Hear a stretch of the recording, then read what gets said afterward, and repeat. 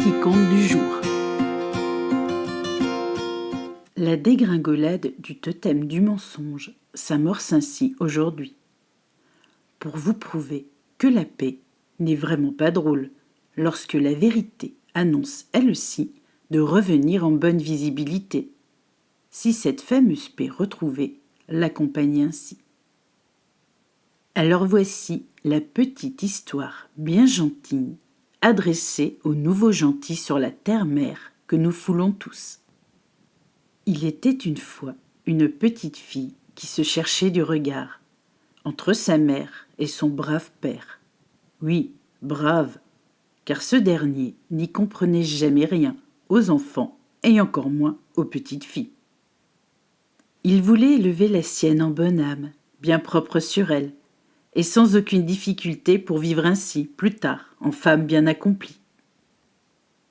Mais la petite fille avait vite fait de faire tourner son père en bourrique, et au quotidien, car elle avait décidé d'être une femme, au quotidien certes, mais sans le mensonge inhérent de sa condition d'âme au féminin, sur cette terre, qui ne pense plus qu'à être folle, en ces jours de grande révélation du mot paix.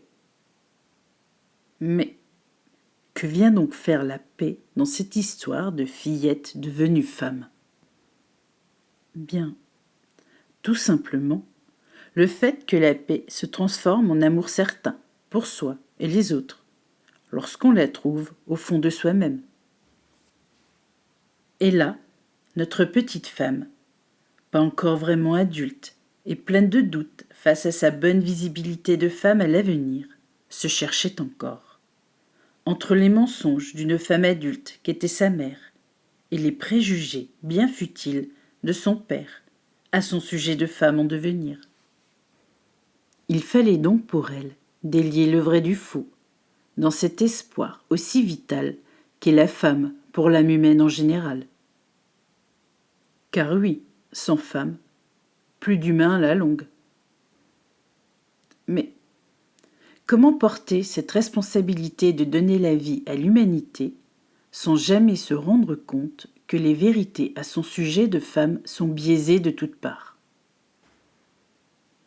Notre petite fillette avait bien vu que le malheur arrivait souvent par la porte du pardon tronqué à notre égard, car toutes les femmes se sentent souvent obligées de nier leur savoir à l'humanité, pour ne pas vexer le mâle dominant, qui n'est plus que dominateur, lorsque les dames se laissent ainsi biaiser par la vision même du péché originel. Vous savez, Adam, sa côte, enfin sa femme, Ève, qui malencontreusement avait perverti d'une pauvre pomme notre cher mâle dit dominant. Mais que faut-il retenir de cette histoire d'amitié entre une femme et un serpent ? Pas bien malin, à ainsi vouloir la dénigrer sans raison, a priori, parce qu'après, le serpent, il s'en fout, il part vaquer à ses occupations de reptile inepte dans cette histoire-là. Alors, laissons cette histoire dans l'histoire, pour comprendre que la femme n'est pas une pauvre côtelette sans importance pour avoir mangé une pomme bien juteuse, mais juste une petite fille parfois, qui n'arrive plus à grandir, face à la vision du père, aussi tronquée que ce mensonge, faisant de nous une ânerie parfaite à donner en excuse prolongée de nos doutes à notre égard.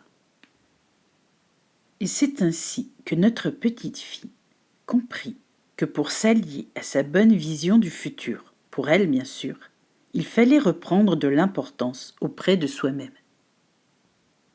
Et non auprès de l'image du père et de la mère, le plus souvent bienveillant envers elle-même, mais plutôt se mettre à chercher en soi où la vérité se cachait, pour mieux en compter les moments de paix à l'avenir. Ainsi, notre petite fille se mit à grandir, sans grande vérité à renier pour devenir femme. Mais comment put-elle ainsi devenir femme, sans être bâillonnée par la main même du dictateur usuel en la matière, que sont tous ces prophètes du n'importe quoi actuel, sur notre belle femme nature qu'est la planète, en son total savoir en la matière.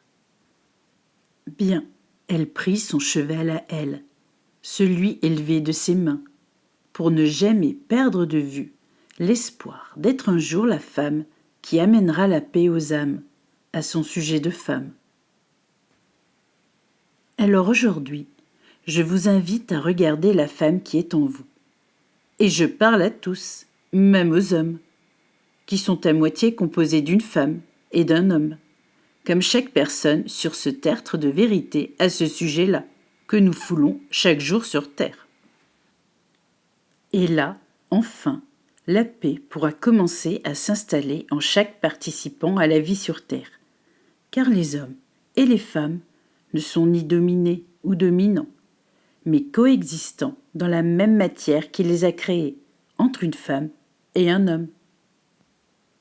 Car, que l'amour y soit ou non, l'homme et la femme sont le co-créateur à armes égales du renouveau printanier, à chaque naissance ainsi permise à l'unisson du regard de la vérité.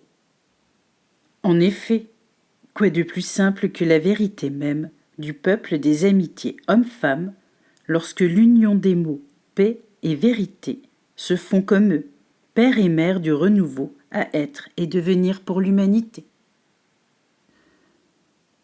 Ainsi, chers amis, je vous attends demain pour une petite lecture assez improvisée du premier paragraphe ou chapitre, à voir, de mon livre en attente d'être édité par quelqu'un qui saura en prendre soin, je l'espère, à l'avenir. Simvieusi, mon livre de bien entendu, a besoin de vivre lui aussi en bonne paix à l'avenir. Alors, je compte sur vous. À demain, une comtesse blogueuse du renouveau à ses temps perdus.